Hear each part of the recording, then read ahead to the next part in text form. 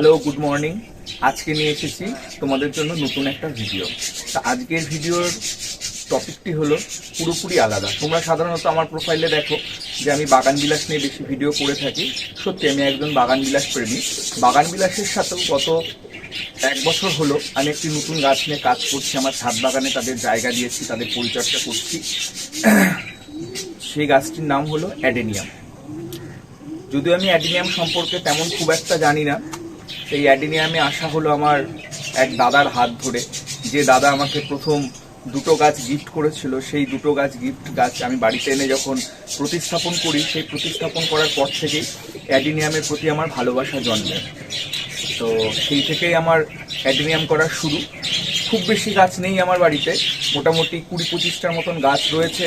নতুন কিছু গাছ আস্তে আস্তে তৈরি হচ্ছে, সেগুলোকে করব।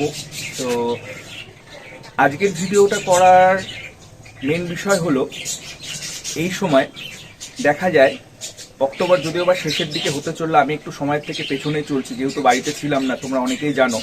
তো এই সময় অ্যাডেনিয়ামে দেখা যায় যে অ্যাডেনিয়ামের যে ডালগুলো আছে সেগুলো অনেক লম্বা লম্বা হয়ে যায়, অনেকটা লম্বা লম্বা হয়ে যায়। এবার যেহেতু খুব সামনেই অ্যাডেনিয়াম গাছ ডরমেন্সি পিরিয়ডে ঢুকে যাচ্ছে, তো ডরমেন্সি পিরিয়ডে ঢুকে যাওয়ার পরে গাছ একদম পুরোপুরিভাবে থমকে যায়। তারপরে যখন ফেব্রুয়ারি মার্চ মাস নাগাদ আমরা সেই অ্যাডেনিয়ামের লম্বা ডালগুলোকে প্রুনিং করে দেব, তখন কি হবে, বসন্তের শুরুতে মানে ফেব্রুয়ারি মার্চের দিকে অ্যাডেনিয়ামের ফুল থেকে কিন্তু আমরা বঞ্চিত থাকবো। সেই অ্যাডেনিয়ামের মার্চ আর ফেব্রুয়ারি এই সময় ফুল থেকে যাতে আমাদের বঞ্চিত না থাকি, তার জন্য এখন আমাদের ছোট্ট একটা কাজ করণীয় আছে। সেই কাজটা যদি আমরা করে ফেলতে পারি, তাহলে বসন্ত যখন হবে মানে ফেব্রুয়ারি টু মার্চের দিকে যখন অ্যাডেনিয়াম গাছে প্রচুর পরিমাণে ফুল আসে, সেই সময় আমরাও কিন্তু আমাদের ছাদ বাগানের অ্যাডেনিয়াম গাছগুলোতে প্রচুর পরিমাণে ফুল পাবো। তো চলো দেখে নিই আমি আমার অ্যাডেনিয়াম গাছগুলোকে এই সময় অক্টোবরের লাস্টে, যদিও বা একটু লেটে চলছি, কোনো অসুবিধা নেই, যেহেতু এখনো শীত আসতে কিছুটা দিন সময় আছে, আশা করি যে সবকিছু ঠিকঠাক থাকবে। তো দেখে নিই কি করবো, চলো। তো যেমন বলেছিলাম, এই অক্টোবর মাসে অ্যাডেনিয়ামে একটা জাস্ট কাজ করতে হবে। সেই একটা কাজ করলে আমরা ফেব্রুয়ারি মার্চে বসন্তে আমরা অ্যাডেনিয়ামে প্রচুর ফুল কিভাবে পাবো, তার জন্য কি করতে হবে, আমাদের এই যে দেখতে পাচ্ছ তোমরা গাছগুলো, আমার অ্যাডেনিয়ামের ডালগুলো কত লম্বা লম্বা হয়ে গেছে, কত বড় বড় হয়ে গেছে। এই ডালগুলোকে কি করতে হবে, এখন আমাদের প্রুনিং করে দিতে লাগবে। তো এখন যদি আমরা প্রুনিং করে দেই, তাহলে এর থেকে কি হবে, নতুন আরও ব্রাঞ্চ বেরোবে।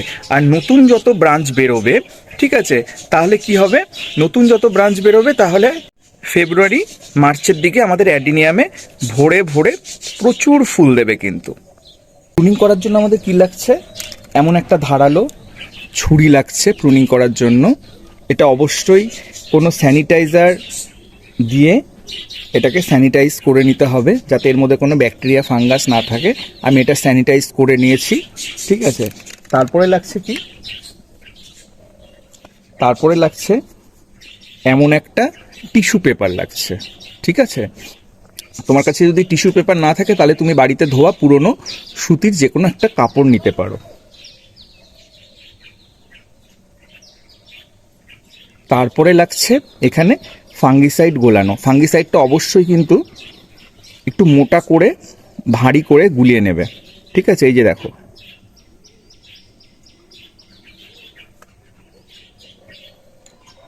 তো চলো তবে শুরু করা যাক।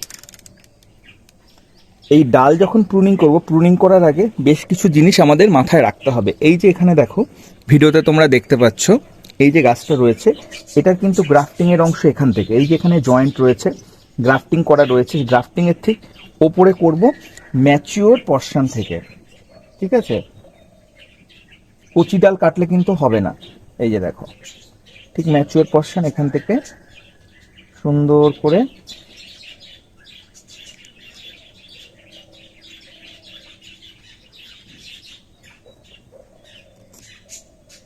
কেটে দেবো।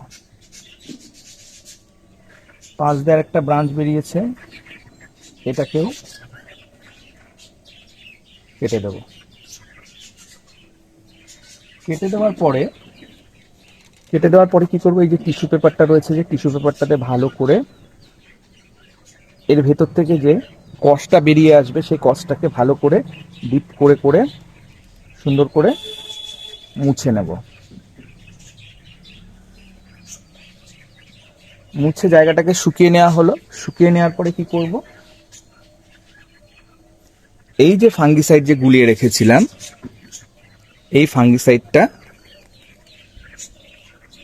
উপরে কোট করে দেব সুন্দর করে।